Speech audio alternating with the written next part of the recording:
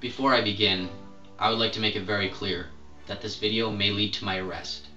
Although nothing I state in this video will violate my harassment restraining order, it may be interpreted that way by corrupt officers of the law and the judicial system. This is the risk I take in exposing their unconstitutional agenda.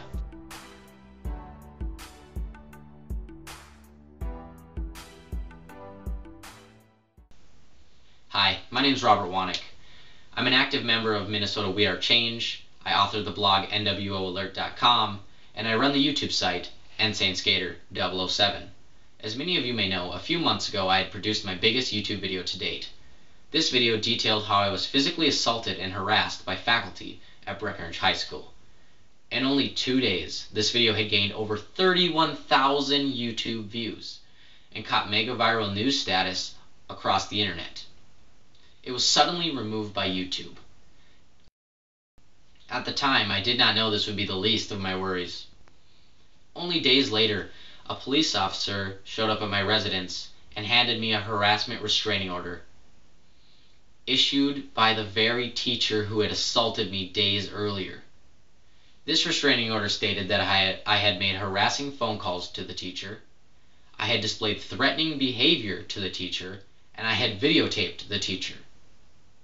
None of those three things ever occurred, but this restraining order was accepted into law by Judge Peter Hoff without even having a hearing. Figuring that it would only take a few minutes for the judge to see that my video was in fact not harassing, it was not vulgar or obscene, it was actually just a story about how I had been assaulted by a teacher. I had not incited any violence or harassment, not once in the video. When I entered the courtroom, I realized I was in the middle of the new Nuremberg trials. Free speech rights were revoked, and the Constitution was burnt to ashes. The hearing was 9 hours long, and Judge Hoff didn't reach a verdict. During the hearing, he participated in hundreds of acts of judicial misconduct, violated several policy statutes, and his code of conduct was basically annihilated in the process. He refused to accept evidence from me and my attorney, but he accepted evidence from the teacher and his attorney without even marking it into exhibits. The United States Supreme Court and the Board on Judicial Standards of Minnesota themselves say this is a major policy violation. He looked at an entire docket of emails and information on me without even admitting it into the records or showing it to the court. That's like handling a murder weapon before videotaping it, taking pictures, or fingerprints. So we left. Our spirits not broken, our morale higher, with an intensity to want to revoke and repeal this restraining order that was weighing down my life. To this day, I am not allowed to release staff names on the internet.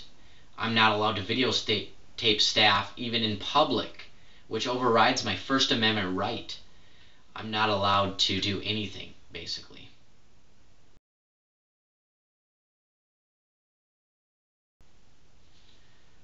A few months later, we received the 400-plus page transcript of the 9-hour court hearing.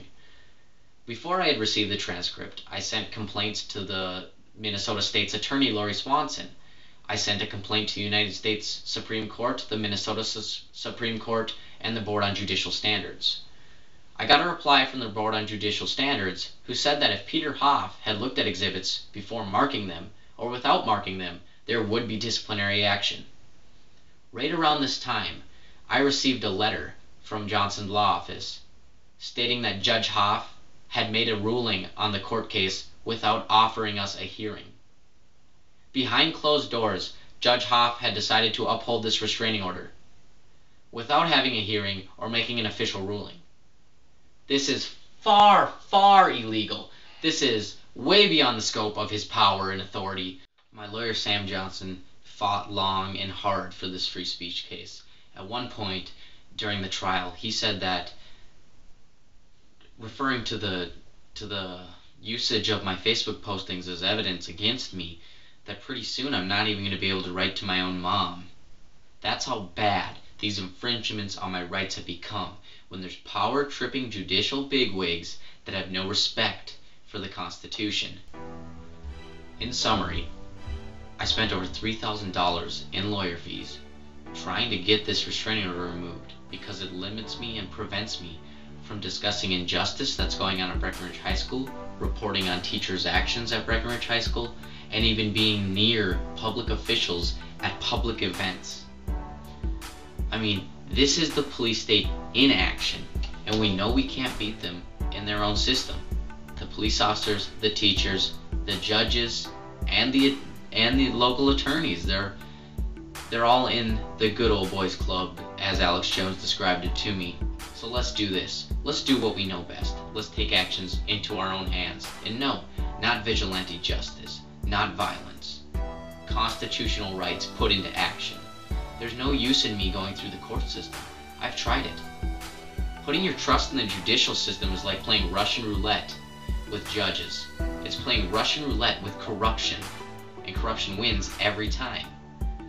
I'm starting a campaign where I will sit outside these public officials' houses with signs that read scam, fraud, and corruption, because people need to know these people aren't everyday citizens. These people may be your neighbors, but they aren't your friend, and they are an enemy of freedom.